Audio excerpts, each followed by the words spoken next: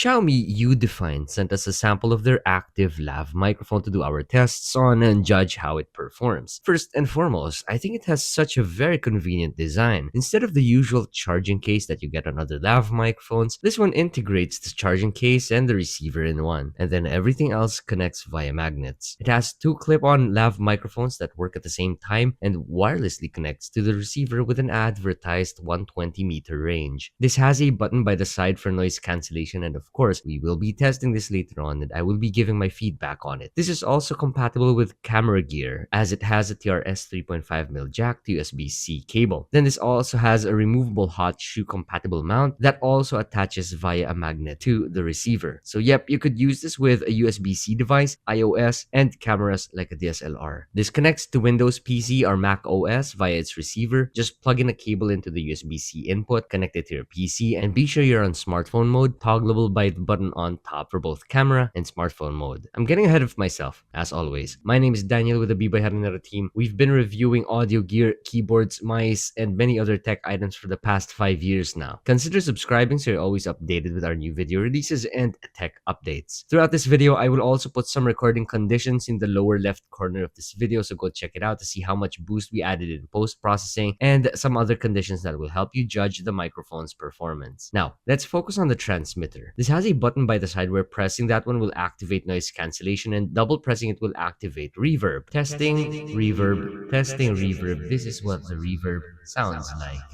I believe this microphone was designed with live streamers in mind, where reverb is something they would use, especially live streamers who do live karaoke. As a content creator that focuses on creating video for tech products, this is personally something I would use to connect to my PC as I write my scripts through transcription apps. Having the microphone clipped onto my glasses, I can just simply move around, walk around my office as I have Windows listen to my voice and transcribe for me. Now, I've used this for hours and hours and didn't reach a point where I had to recharge it. This is because I had this connected to my PC, where not only does it transmit data, but it also charges the battery of the receiver. Anyhow, the advertised battery life on the active microphone is a full 24-hour runtime, along with the receiver, of course. Then the advertised transmission range is at 120 meters, which I think is ample enough for normal use cases. Then I also tested the USB-C output of each transmitter, which allows you to hear your own voice or whatever it is the microphone picks up. This is called real-time monitoring, and this is especially helpful to keep you focused on your voice. Now, let's go over build.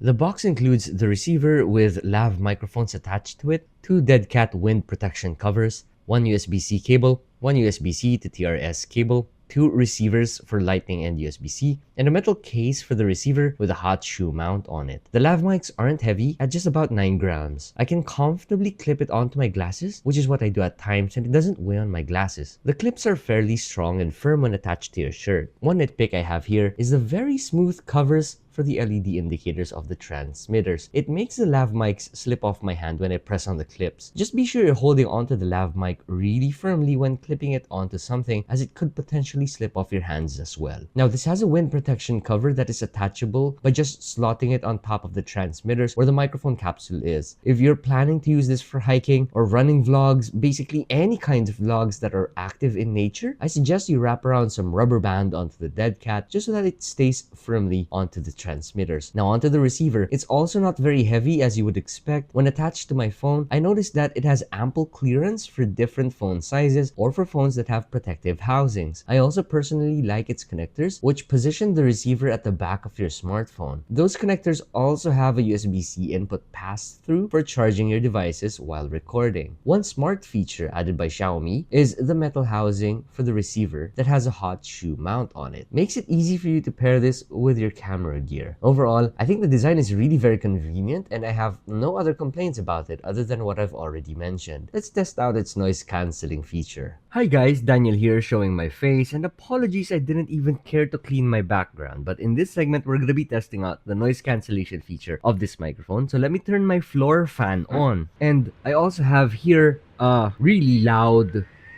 mobile fan. Let me crank that up to maximum. Yikes, you're probably hearing the hum in my background, so let me activate noise cancellation. So now we have noise cancellation turned on. I have a very noisy mobile fan here and a very noisy floor fan at maximum. This is how my voice sounds like versus all the humming that is going on in my background. Let's move on. So right now I still have noise reduction turned on and my floor fan turned on. Let me point the floor fan to my face so that it's going to hit the capsule of the microphone, and let's see how well it rejects wind. Now, it does not reject wind very well, which is why we have here a dead cat that you could apply onto your microphone.